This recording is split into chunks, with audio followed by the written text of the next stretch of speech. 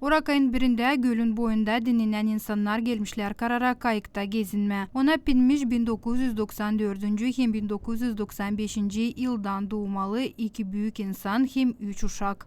В результате произошедшего двое взрослых. Kayık aktarlandı. 27 hem 28 yaşında genç olanlar hem 2019 yıldan doğması uşak boğuldular.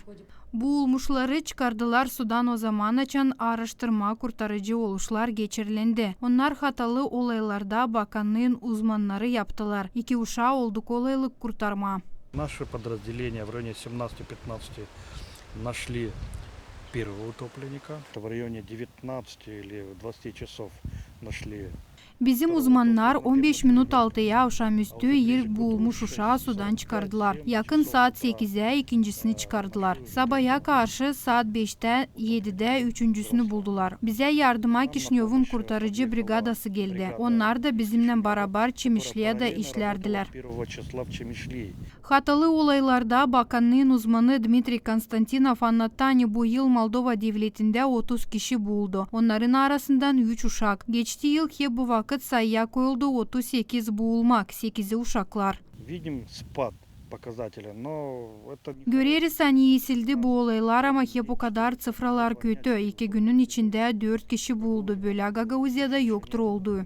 Dmitri Konstantinov nasihat etti, insanlar suda bulunarken yasa bağlasınlar korunçluk kuralları. Если вы выходите на водные объекты, желательно обследовать дно на предмет наличия либо отсутствия этих колющих, режущих элементов, ветки, проволока, камни.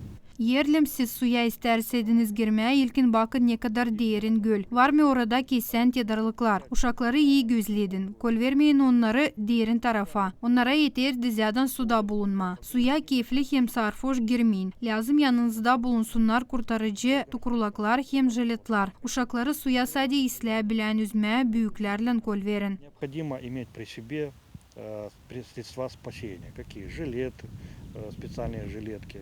Обязательно спасательный круг должен быть с собой на всякий случай с веревкой для того, чтобы кинуть и подтянуть его к себе. Ну, естественно, в лодке должен быть хотя бы один человек, который умеет хорошо плавать. Şimdiki zaman geçirilen yerler bu olay için araştırmalar. Marina Tapal, Sergey Georgiev, Alexey Gerchuk, GRT Haberler.